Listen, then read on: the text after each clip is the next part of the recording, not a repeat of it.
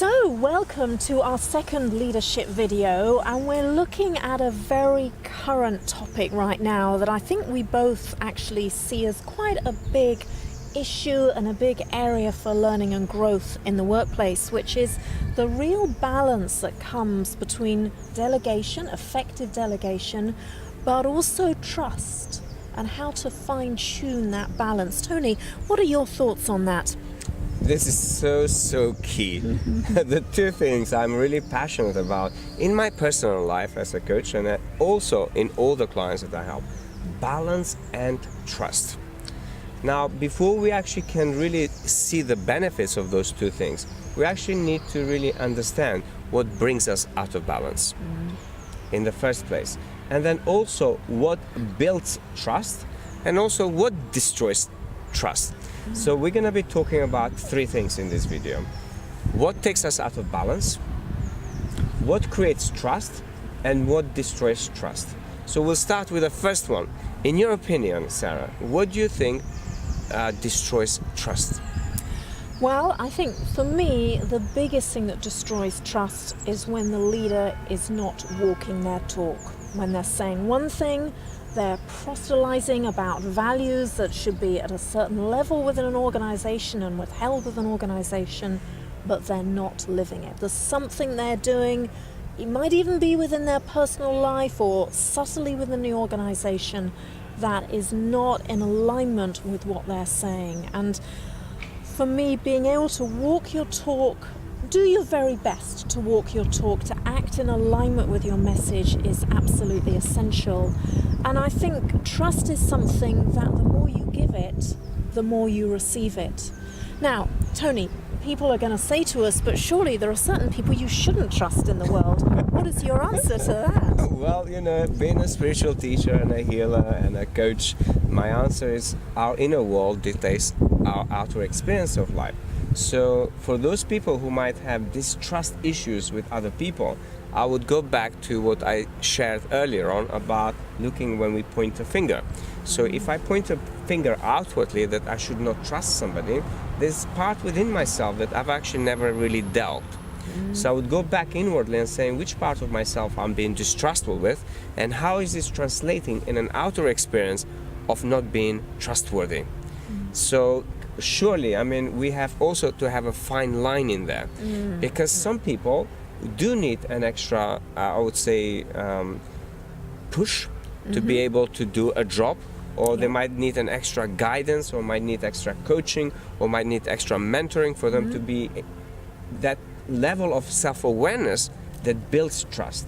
So in those cases, by all means, I'm not saying that we should not do that. What I'm saying is, first thing we need to look is within ourselves how we create that distrustful environment. Because if we demand trust from somebody else, the first thing we need to be able to do is to give it ourselves. So going back to your first point, it's about walking our talk. In this case, be trustful within the self first. Absolutely. And I think, we started off also talking about delegation and how trust plays into delegation. And we have to be very mindful and be very aware of how to best bring other people's most brilliant behaviors and working actions out of them, because there are certain people that really do need a more guiding hand, and there are others that absolutely thrive on just being allowed to get on and do the job, and they will do it very well. So our inner wisdom, our inner sense of direction can guide us on how best to manage others, how much to really let go and allow them their own personal freedom, and how much they actually genuinely need our support and will thrive on our support. So that's what our inner direction can tell us. And I think delegation is such an essential part, because it takes the pressure off us.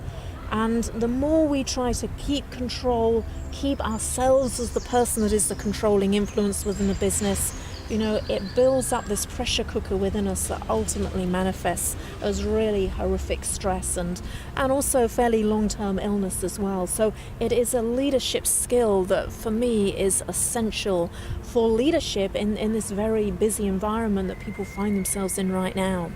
One last thought, Tony, on it? Well, one last thought is what Sarah mentioned, pressure cooker. Now, in today's world where so many people turn into organic food and so many people are so mindful about what they eat, most of you will know that basically if we overcook our food, we lose all the nutrients in there.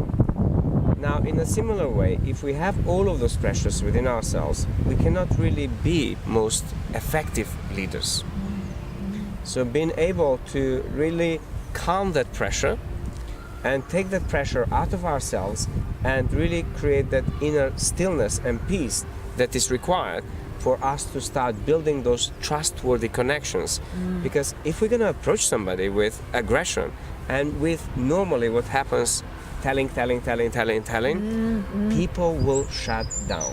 And reason being, Sarah mentioned earlier on, control. And when we feel we are being controlled, we create barriers. Absolutely. So we create those barriers and suddenly we do not allow anybody in.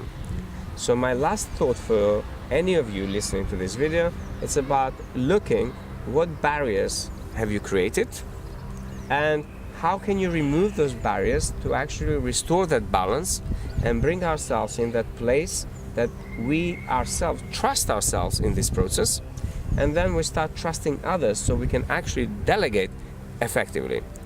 So effective delegation comes from really almost dropping the security barriers and addressing those issues and then building trustworthy connections. Lovely. Well, thank you very much for watching this video. Thank I hope you. it was valuable. Yes, and thank you, and we love you. Thank you. Bye-bye. Bye-bye.